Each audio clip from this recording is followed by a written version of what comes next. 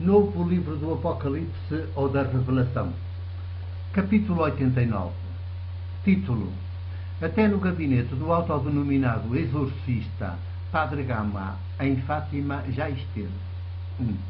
Veio o casal e uma sobrinha ainda jovem. Os três vieram de longe. O casal havia marcado o encontro comigo com alguma antecedência para o dia 9 de maio de 2008, à tarde. Eu só não sabia que viria também a sobrinha do casal, mas fiquei ainda mais contente quando a vi chegar com os tios, porque a sobrinha do casal é ainda jovem e as quase 3 horas de conversa que durou o encontro aqui na sala da casinha onde vivo nunca mais lhe sairão da memória. Foi um encontro de libertação dos três que também contribuiu para me deixar a mim próprio ainda mais confirmado na via jesuânica que procuro viver, longe do religioso que, como tenho dito e redito, pertence ao domínio do que há de mais demente em nós, seres humanos. 2. O encontro foi do princípio ao fim evangelho, boa notícia de Deus, o de Jesus, feito de alegria, de lucidez, de muitas gargalhadas minhas, e que acabaram por ser também dos três, e uma feroz denúncia do moralismo e do obscurantismo crassos, que em nome de Deus continua a ser por aí difundido a rodos em tudo quanto é santuário, e que deixam cada vez mais doentes as pessoas que frequentam todos esses ambientes de religião e de crendice. 3. O casal chegou profundamente perturbado, cheio de medos. Tem andado não só por santuários e seus reitores, mas também por tudo quanto é sítio onde funcionam, atuam impunemente bruxos, espíritas, curandeiros, padres católicos que fazem exorcismos e até certos parapsicólogos, elas e eles, com escritório aberto e negócio montado. Pelos vistos, o casal até no gabinete do autodenominado exorcista Padre Gama, em Fátima, já esteve por mais que uma vez em consulta. Mas não só. Também já esteve em outros gabinetes de outros padres católicos exorcistas que, pelos vistos, os há por aí à mão de semear em vários pontos do país, sem que nem sequer a polícia judiciária lhe saia ao encalço, nem o Ministério Público os denuncie, acuse como criminosos, que manifestamente são, já que todos eles vivem e enriquecem à custa da ignorância e dos medos, das crendices e das mentiras que vêm dos tempos mais primitivos da humanidade. 4. Todos invocam sacrilegamente os nomes de Deus, da Virgem, atenção, não tem nada a ver com Maria, a de Nazaré, mulher casada e mãe de vários filhos, de Cristo, atenção, de novo, não tem nada a ver com Jesus, o de Nazaré, e do diabo. Todos ensinam e dizem fórmulas de orações, vendem certas mesinhas e certa literatura beata e estupidificante, prescrevem receitas que supostamente ajudam a curar os males das pessoas que os consultam e que, segundo dizem, não são males das mãos de médico, mas das mãos deles, fazem-se passar por homens e por mulheres de Deus e de virtude, afiançam a pé juntos que o diabo existe e que são muitos milhões que antes foram anjos, mas que em dado momento se revoltaram contra Deus e que agora andam por aí a vaguear pelo mundo para a perdição das almas das pessoas, coisa mais parva, numa espécie de vingança contra ele, Deus, entram nelas, possuem-nas e mantêm-nas aterrorizadas a vida toda. 5.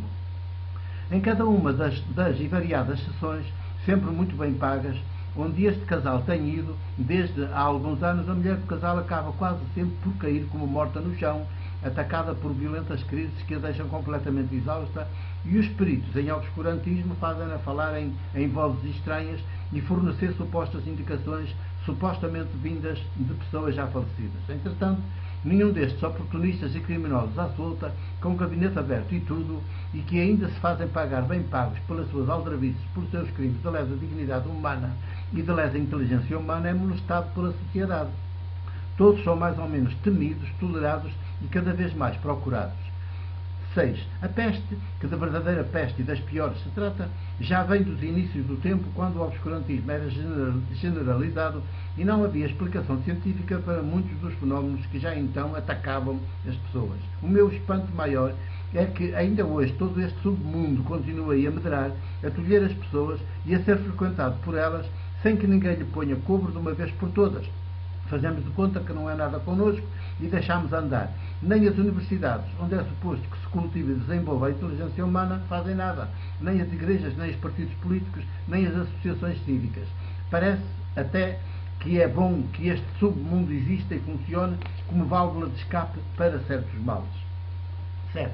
De resto, Este submundo chega a ser frequentado, inclusive, por alguns catedráticos e mulheres, homens de profissões ditas liberais, como a confirmar que o obscurantismo e a crendice andam ainda nos genes das pessoas e dos povos. Todos acabamos por ser mais ou menos cúmplices deste crime de lesa humanidade e de lesa inteligência, a juntar a tantos outros crimes que mantêm tolhidas as pessoas e tolhidos os povos.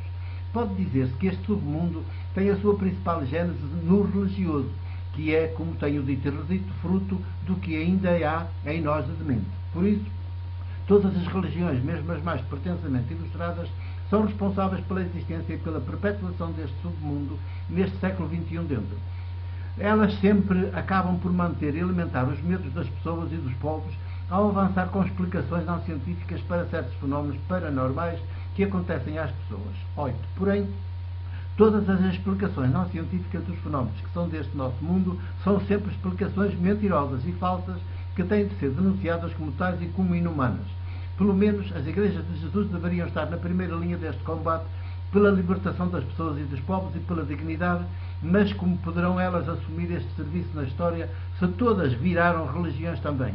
É por isso que as igrejas, como as religiões, não gostam da ciência. E até a própria ciência, que só pode ser feita por cientistas que também são seres humanos influenciados desde antes de terem nascido pelas religiões, chega a ter medo de o ser por completo e até à plenitude. E escândalo dos escândalos e vergonha das vergonhas, a ciência chega, nas suas próprias insuficiências, a admitir, em alguns dos seus cultores, que há fenómenos nas pessoas e com as pessoas que ela não consegue explicar. 9. Daí que, contra si própria, chega a admitir outras explicações para esses fenómenos que não as explicações científicas. E fala concretamente de milagre, num ou noutro fenómeno da natureza humana ou da natureza em geral, o que é uma aberração que desonra a ciência e indignifica os seres humanos cientistas, ao mesmo tempo que abre ainda mais o caminho para a manutenção do submundo do obscurantismo e do medo, do moralismo e da demência, que é o submundo do religioso. 10. A fé de Jesus nunca vai por aí, nem deixa que quem a vive vá e leve outros aí. É lucidez e concentra-se toda ela exclusivamente nos seres humanos e nunca fora deles. Um dos seus pontos de partida e de chegada é que todo o fenómeno que sucede neste mundo tem que ter uma explicação deste mundo, nunca de fora. Por isso, tem que ter uma explicação científica. A fé de Jesus é, por isso, a única que não rivaliza com a ciência, muito menos a teme. Pelo contrário, desafia a ciência a ser ciência. E sê-lo-á cada vez mais. Diz-lhe, inclusive, que ela ainda mal começou a ser o que está chamada a ser. E desafia os cientistas a nunca caírem na tentação de se refugiarem no religioso, na crendice, no obscurantismo. Exige-lhes que sejam cientistas a 100%. Tão cientistas quanto humanos nos antípodas do religioso. Só assim dignificarão os seres humanos que eles próprios são e glorificarão o nome de Deus. 11.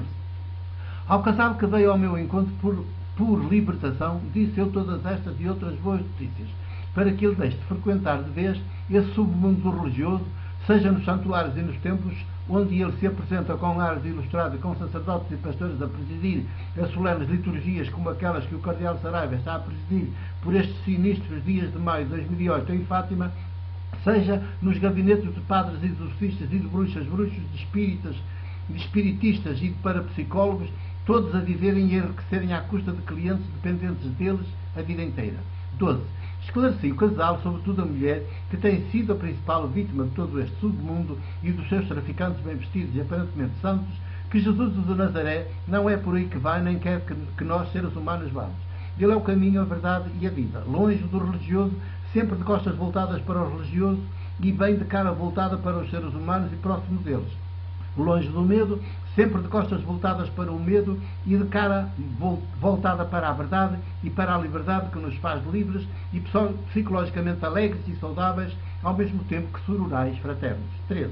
Libertarmos-nos de dentro para fora exige que deixemos de frequentar este submundo, esses espaços do religioso, tanto o que se faz passar por ilustrado como o outro. Exige que destruamos e queimemos tudo o que temos em casa e nos remeta ou nos faça lembrar esse submundo, sejam pagelas, livros de rezas, velas, imagens de santas e de santos, altares, oratórios em casa, cruzes, terços, águas bentas, amuletos ou livros que nos falem de diabos e de inferno. A fé de Jesus A fé de Jesus que havemos de fazer nossa é lucidez, luz, é mente esclarecida, é abertura ao Espírito Santo de Deus vivo, é sapiência, é liberdade, alegria, saúde e paz. E desenvolve-se lá, pode ser nas nossas casas ou no monte, onde 2 ou 3 se reúnem com simplicidade em nome dele e sempre nos faz crescer em humanidade, em sapiência e em inteligência sapiente. 14. Os templos e os santuários fazem parte do submundo do religioso. Têm de acabar. E enquanto estiverem aí, temos o dever humano de fugir deles. Nem sequer como locais de turismo havemos de frequentá-los. São todos casas de terror concebidas e mantidas para alimentarem o que há de mente em nós e atrofiar o que há de sapiente em nós. Temos de arrancar o religioso dos nossos genes e dos nossos hábitos de vida.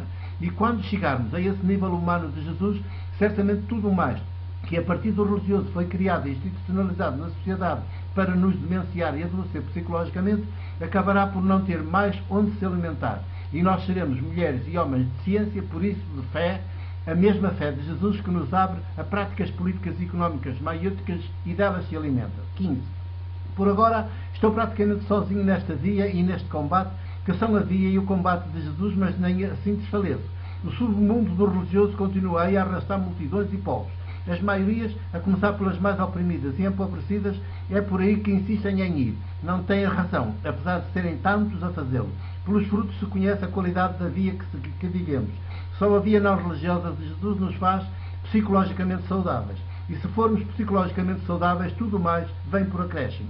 Ao contrário, quando nos metemos pelo submundo do religioso, que é o demente, e o do medo, nunca mais nos libertamos, sempre viveremos na dependência dos intermediários, sem autonomia e sem capacidade para nos autogerirmos e autogerirmos as nossas próprias vidas.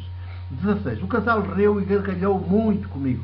A mulher do casal, que nos ambientes do submundo sempre tem caído como morta no chão, nunca esteve tão feliz como aqui em casa, de olhos vivos, sorridente, descontraída, sábia, ela própria alegre. À despedida, voltei a recomendar-lhes: tenha sempre presente o essencial do que hoje aqui escutamos, como boa notícia de Deus vivo. Tudo, absolutamente tudo, está no nosso cérebro. Mantenha-o longe desses ambientes do submundo do religioso, do demente e do medo. Mantenha-o limpo e arejado. Não deixe que os traficantes do submundo do religioso, do demente e do medo entrem nele e voltem a comandá-lo. São estes traficantes que a têm perturbado e atormentado, adoecido, feito de si gato sapato. Defenda-se deles e das suas mentiras, das suas beatices, das suas crendices, das suas cretinices. Respira a natureza e cultiva a alegria. Seja dona da sua vida e chegará a ser nova criação. 17. Abracei-a com entusiasmo e ao seu marido.